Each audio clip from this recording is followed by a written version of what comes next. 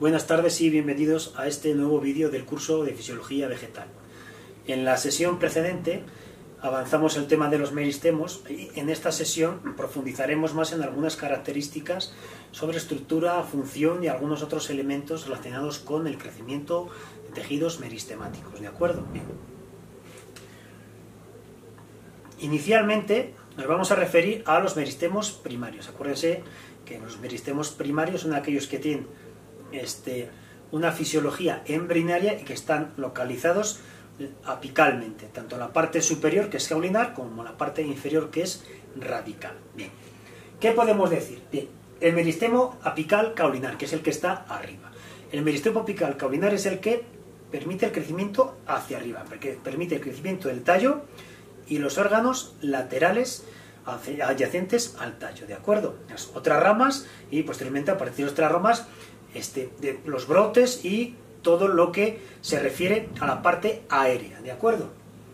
Bien, el meristemo apical se localiza en la parte más distal del brote, ¿sí? Está presente la semilla, es en la punta del tallo, ¿de acuerdo? ¿Qué podemos decir? Que por lo general está cubierto de dos primordios foliares. A estos primordios foliares eventualmente también se le conocen con el nombre de cotiledones, ¿sí? Aquí tenemos dos primordios foliares y por lo tanto hablaremos de una planta dicotiledonia, pero también puede darse caso que haya solo un primordio foliar o cotiledonio, entonces hablaremos de monocotiledonias, ¿de acuerdo? Entonces tenemos en la punta toda esta parte de aquí es el meristemo apical, ¿sí? Es en la zona de la planta que tiene exactamente en la punta el crecimiento más intenso. Y les insisto, en la parte, esto es un embrión, ¿sí? En la parte de la punta, que está cubierto por primordios foliares. Eventualmente estos órganos, estos primordios foliares, en el proceso de germinación, tienen las sustancias de reserva adecuadas para que puedan nutrir la actividad meristemática, ¿de acuerdo? Les insisto que este meristemo permite también el crecimiento primario en longitud, ¿sí? Una prueba que es fácil de entender cuando podemos o queremos evaluar la actividad del meristemo apical caulinar es cuando podemos en una planta vascular cortar la punta y vamos a ver que deja de crecer en longitud y empieza a crecer en anchura, ¿de acuerdo? Esto se debe a que en la punta no solo se producen el crecimiento celular, hay también hormonas que se producen asociados a este meristemo y que posibilitan que la fisiología del meristemo y de todos los órganos relacionados a él sea de esta manera, posibilita el crecimiento en longitud. Si lo cortamos, entonces esto se anula, ¿sí? Y entonces en vez de crecer en altura empieza a crecer en longitud, porque acuérdense, lo que tiene que maximizar la planta, y lo veremos más adelante, es la relación área-volumen, de tal manera que la cantidad de energía que pueda captar de la radiación solar sea toda la posible a efectos de que pueda obtener toda la biomasa posible, ¿de acuerdo? Bien, esto con respecto al meristemo apical caulinar. Bien, en la siguiente fotografía solo les hace referencia a que las sustancias que se producen en el meristemo apical caulinar tienen un sentido de distribución que se llama basipétalo. ¿Qué es basipétalo? Es aquel sentido en el cual las sustancias van desde la parte superior de la planta hacia la parte inferior, ¿sí? En este caso veremos que el meristemo apical caulinar es el principal órgano productor de ácido indol acético, de un grupo de moléculas que tienen grupos indol, que se conocen con el nombre de auxinas y que veremos más adelante en el tema de reguladores del crecimiento. Bien, si en este caso veremos que el meristemo apical caulinar tiene un sentido de distribución de sustancias basipétalo, el sentido contrario es el que tiene el meristemo radical, que tiene en este sentido un sistema acropétalo, en el cual las sustancias se dirigen de abajo hacia arriba, pero lo veremos un poquito más adelante. Bien, vamos a continuar. Bien, después de haber visto algunas consideraciones sobre el meristemo apical caulinar, vamos a ver el meristemo radical. El meristemo apical radical o radicular es el que está en la punta de la raíz, ¿sí? Si se dan cuenta, de la misma manera que las hojas y la distribución de todo el tejido fotosintéticamente activo en la parte aérea de la planta tiende a maximizar la relación área-volumen, es decir, a mantener la mayor cantidad de células fotosintéticamente activas expuestas a la luz con el objetivo de maximizar la cantidad de energía que pueden obtener, ¿sí? En la parte radical también se incrementa la relación área-volumen, ¿sí? Si ustedes pueden imaginar un sistema que se pudiera asemejar a una raíz, podríamos pensar en un sistema circulatorio, ¿de acuerdo? Donde tenemos distintas secciones, distintos tejidos que se articulan lógicamente cilíndricamente y que se diferencian en cuanto a el diámetro, ¿sí? Tenemos desde pelos, ¿sí? Pelos radicales que se llaman y van creciendo en diámetro hasta unirse al tronco de la raíz, ¿de acuerdo?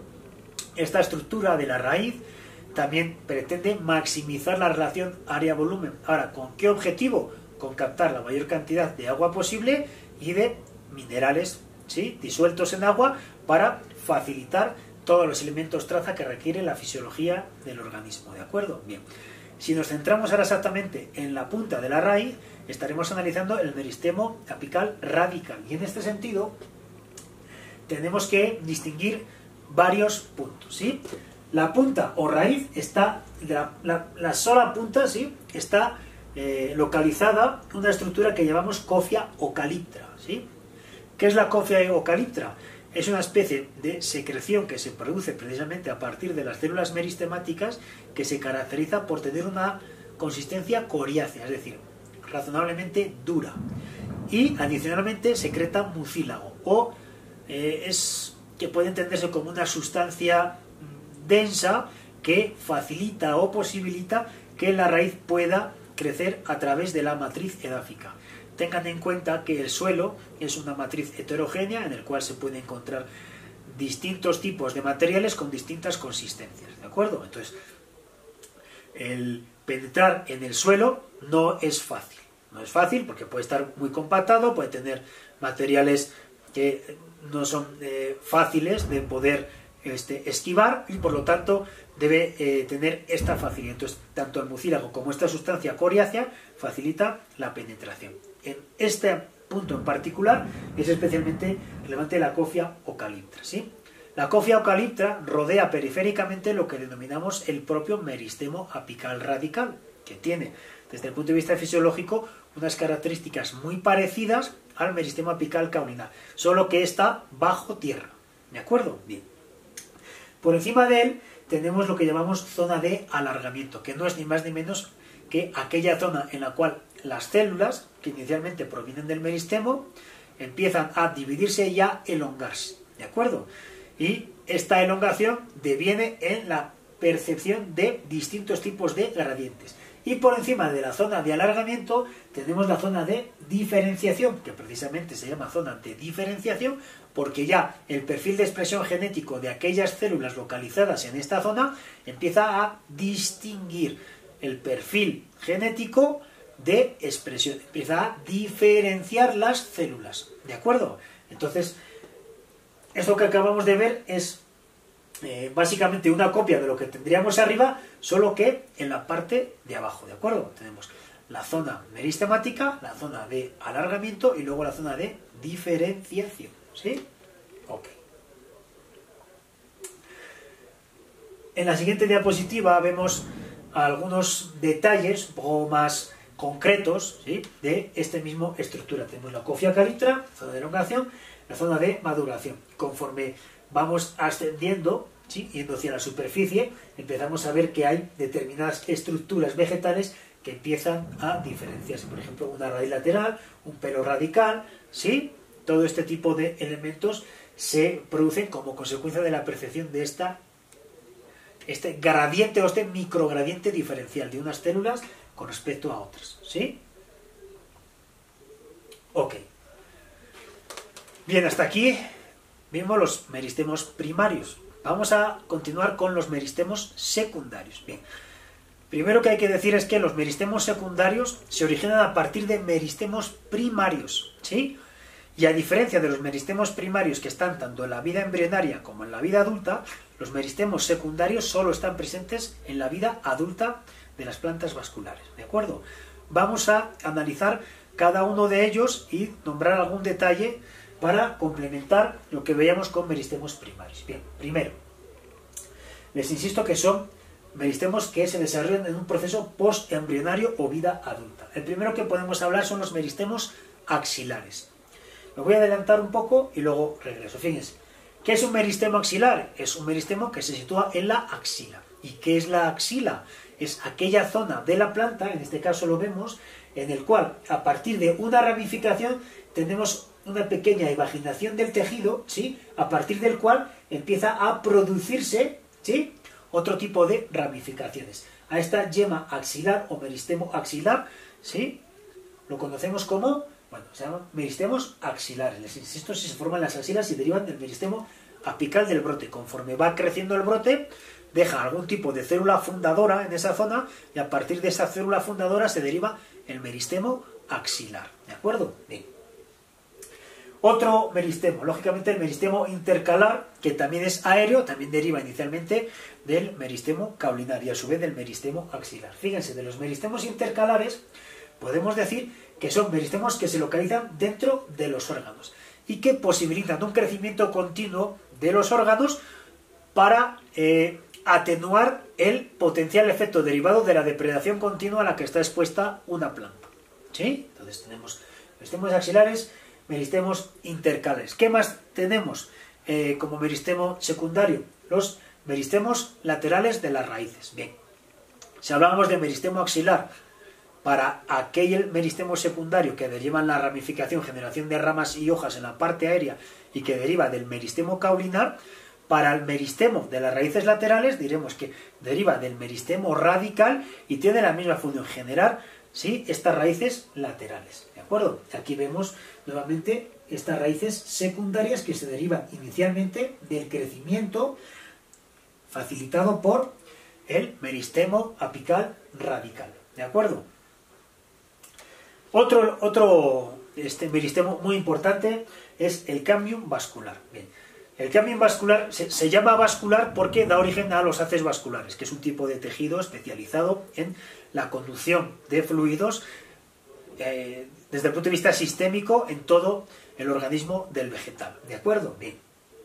El cambium vascular, en este caso, imagínense que tenemos la corteza de una leñosa, la seccionamos, ¿sí?, y este corte lo vemos en el microscopio, ¿no? Entonces, aquí lo que vemos es exactamente la distribución del cambium.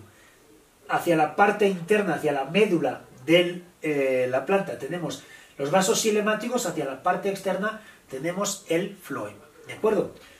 Este cambium es el que permite analizar la edad de los árboles porque posibilita el crecimiento anular o en grosor de las plantas. ¿De acuerdo? Bien.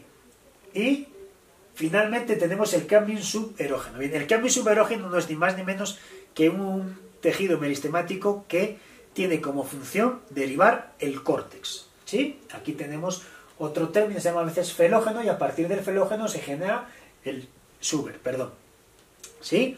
El suber, acuérdense, que se caracteriza por tener paredes celulares secundarias muy engrosadas con altas concentraciones de suberina, ¿sí? De suberina. Esto es básicamente lo que deberíamos decir en cuanto a meristemos secundarios, ¿de acuerdo? Bien. Vamos a correlacionar ahora los tipos de crecimiento en función de los meristemos. Hablaremos de crecimiento primario para referirnos al crecimiento en longitud, es decir, hacia arriba o hacia abajo. Este crecimiento primario se deriva de la actividad de los meristemos embrionarios, tanto caulinar como radical, mientras que el crecimiento en grosor o secundario se debe a la actividad fisiológica de los meristemos secundarios o postembrionarios, ¿sí? Básicamente.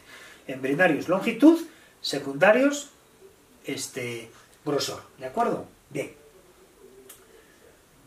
¿Qué otro elemento debemos decir? Bien, fíjense, hay otra serie de tejidos que posibilitan el crecimiento, ¿sí? Lo vamos a denominar de forma genérica bajo 3 categorías y más adelante analizaremos algunas características en algún ejemplo. Por ejemplo, los parénquimas que vemos en los tejidos foliares. Fíjense, hablamos de tejidos dérmicos. Son tejidos de recubrimiento. Acuérdense, los tejidos dérmicos en las plantas, por lo general, tienen altas concentraciones de componentes hidrofóbicos para evitar que se acumule agua y por consiguiente que haya actividad biológica y que esa actividad biológica pueda derivar en un daño al tejido de la planta. Entonces, bajo los tejidos dérmicos hablaremos de epidermis, cutículas. Las células exclusivas de estomas son porque son básicamente células que están expuestas a la superficie y que están relacionadas con el intercambio gaseoso, ¿sí? Pero lo veremos más adelante. ¿Qué más? Tejidos asociados al crecimiento, básicamente tres: parénquima, clorénquima y esclerénquima, que se distinguen entre sí por diferencias fisiológicas bastante relevantes y morfológicamente por las características de la pared celular de aquellos tejidos que componen este tipo de organizaciones celulares. Y finalmente, tejidos vasculares, básicamente xilema y floema, que veremos aparte en otro tema. Bien. Vamos a continuar con un tema interesante que es el del desarrollo de la hoja. ¿Sí? El desarrollo de la hoja, la organogénesis de la hoja, que yo creo que es de especial relevancia. Bien. Inicialmente deben entender que la hoja es un órgano fundamental porque es aquel que se encarga de alojar en las células que son fotosintéticamente activas. ¿Sí? Algo de particular relevancia en la hoja es que si antes hablábamos de crecimiento indeterminado, la hoja tiene un crecimiento determinado, es decir, las dimensiones que alcanza el tejido para un árbol en particular está en un rango muy estrecho. ¿Sí? Fíjense, esto es interesante porque el crecimiento determinado está relacionado con un concepto que llamamos alometría y que tiene que ver con las dimensiones de los individuos, las proporciones de unos órganos con respecto a otros, de tal manera que la fisiología general del organismo sea óptima. Uno de los ejemplos que de forma clásica permite extrapolar este concepto es analizar las dimensiones de un árbol, de una leñosa, y comparar estas dimensiones con su contraparte bonsái. ¿Sí? ¿Qué es lo que sucede? Que hay un grado de ajuste alométrico de la proporción de las hojas en un bonsái con respecto al tamaño de la raíz y que se mantiene esta proporcionalidad con el árbol adulto. ¿De acuerdo? Esto es un elemento muy interesante y que tiene que ver con toda la fisiología de la célula, es decir, la cantidad de agua que se puede captar, la cantidad de energía que se puede captar, la cantidad de hojas que se pueden producir, la cantidad de frutos que se pueden generar, está relacionada con la biomasa celular. Y la biomasa celular, lógicamente, determina cuantitativamente la intensidad de la expresión a efectos de la que la morfología, la alometría de un organismo tenga las dimensiones adecuadas. ¿Sí? Esto que así lo hemos explicado verbalmente, creo que sería interesante que lo analizaran, lo observaran directamente, ¿sí? Porque es muy, muy interesante. Bien, fíjense. Les insisto, sí que son estructuras asociadas al metabolismo primario. Bien. ¿Qué podemos decir de las hojas? Bien. En la diapositiva les pongo que tienen simetría dorsiventral. Sin embargo, no todos los tejidos foliares, no todas las hojas tienen simetría dorsiventral. Por ejemplo, las coníferas tienen simetría acicular. Bien. El hecho de que sean simétricas dorsiventralmente para los planifolios implica que hay una parte expuesta al sol y una parte que está a la sombra. La parte que está expuesta al sol es el haz, la parte que está a la sombra es el embés. ¿Sí? Tenemos una zona de tejido fotosintéticamente activo que constituye el limbo y luego el peciolo. ¿Sí? Tengo aquí este esquema, esta hoja de haya, de Fagus sylvatica, es un planifolio característico. Tenemos el peciolo, que es la parte, ¿sí?, que une la hoja a la rama de menor diámetro, y luego tenemos el limbo de la hoja. En este caso estamos viendo el embés, porque el haz es el que está expuesta al sol. Aquí tenemos la parte a la sombra, ¿de acuerdo? Bien, les insisto, el crecimiento es determinado, y es muy importante que sea determinado, porque relaciona directamente la fisiología, ¿sí?, con la morfología, las dimensiones, la alometría. Bueno, ¿Qué podemos decir en cuanto al desarrollo de la hoja? Que la podemos subdividir en 3 fases, lo que llamamos la organogénesis como tal, que se caracteriza por la formación de la célula fundadora de la hoja. En este sentido, hay una célula a partir del meristemo axilar, que se diferencia por la percepción de un microgradiente particular y que a partir de sus siguientes divisiones empieza a constituir otros elementos del órgano. La siguiente fase es el desarrollo de los dominios de los subórganos, ¿sí? Hablamos de subórganos para referirnos a aquellas partes del órgano, ¿sí?, que tienen unas particularidades con respecto a otras. En este caso hablaremos de los parénquimas. Acuérdense, hablamos del parénquima de empalizada, parénquima lagunar, aquellas células derivadas o que están enfocadas a generar los tejidos de cubierta. Entonces, en este sentido, el desarrollo de los dominios de los órganos se refiere a las diferentes regiones del primordio que adquieren una identidad de partes específicas de la hoja, ¿sí? La parte más cercana a la punta, la parte más cercana al peciolo, la parte más cercana a los haces vasculares, ¿sí? Y finalmente tenemos la diferenciación celular y tisular, que básicamente se refiere que a medida que la hoja se desarrolla, adquiere una identidad particular cada una de las células localizadas en estos tejidos, ¿sí? Bien. Un elemento interesante, aunque nos salimos un poco de la organogénesis, es la disposición de las hojas en los tallos. Bien. En este caso, a la disposición de las hojas en las ramas se le conoce con el nombre de filotaxia o filotaxis, ¿sí? Aquí tenemos una muestra muy escueta de cómo podemos encontrar distribuidos los limbos de las hojas en los tallos. Específicamente, acuérdense que las plantas en la parte aérea deben maximizar la relación área-volumen.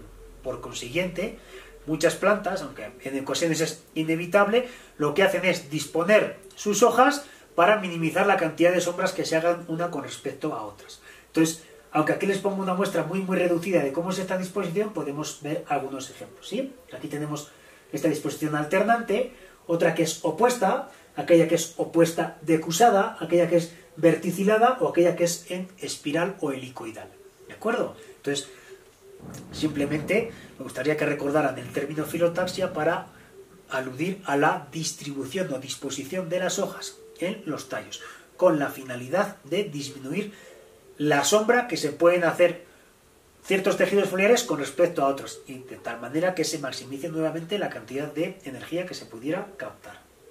Bien. ¿Qué podemos decir del concepto de la organogénesis? Primero, que es ilimitada. Bien. La organogénesis es ilimitada, es decir, la cantidad de hojas o de raíces laterales o de otros elementos que se pueden producir en la planta es ilimitado, puesto que depende de la actividad meristemática, y acuérdense que los meristemos se caracterizan por mantener siempre una línea celular en estado embrionario. Por lo tanto, podemos decir que es ilimitada. ¿Qué más le podemos decir? Que es repetitiva. Es repetitiva en tanto en cuanto la expresión genética es un proceso estable. Pero acuérdense que no es estático. No es estático en el sentido que el perfil de expresión puede cambiar en función de que las condiciones ambientales fluctúen, y esto generará efectos en este sentido. Bueno, sí podemos decir que se mantiene el tema, el proceso de organogénesis, a no ser que un agente sea capaz de cambiarlo. Normalmente son agentes, pueden ser naturaleza biótica o abiótica. Los más comunes son naturaleza abiótica. ¿Qué podemos decir? Que también es reversible. La reversibilidad de la organogénesis está directamente ligada a la totipotencia celular. El proceso de organogénesis no pudiera darse en dado caso que no sean células totipotentes. Acuérdense que la totipotencialidad está ligada a la capacidad de las células para diferenciarse a cualquier tipo celular. Por ejemplo, una raíz que emerja del suelo y que por distintos elementos tenga determinada parte del tejido expuesta a la luz y a otras condiciones, puede derivar en que a partir de la raíz se genera una rama y a partir de esa rama se producen hojas, ¿sí? Las células que inicialmente forman parte de la raíz derivan por distintos perfiles de reversibilidad y reconfiguración genética en la formación de hojas. A este concepto lo denominamos reversibilidad de la organogénesis, ¿de acuerdo? Simplemente lo ascribo a este ejemplo para que ustedes puedan comparar bien el concepto. Bien. ¿Qué más podemos decir? Que está sometido a mecanismos reguladores, entre los que podemos citar las fitohormonas, a las que me dedicaré profusamente al final del curso, ¿sí? Los patrones de regulación genética pero inespecífica. Podemos hablar de la acetilación de histonas o de la metilación. Tanto la acetilación de histonas como la metilación afectan a los patrones de expresión. Hay grandes grupos de genes que pueden verse silenciados y otros que pueden verse afectados. Aunque son temas que veo más en la clase de biología molecular. Simplemente decirles que son mecanismos asociados no solo a procesos de silenciamiento, sino que están relacionados también con la epigenética, ¿sí? Hay mecanismos epigenéticos que propician la acetilación o la metilación. De la misma manera, eliminan esa acetilación o metilación en dado caso que sea o fuera necesario, ¿sí? Y finalmente, el acortamiento de los telómeros.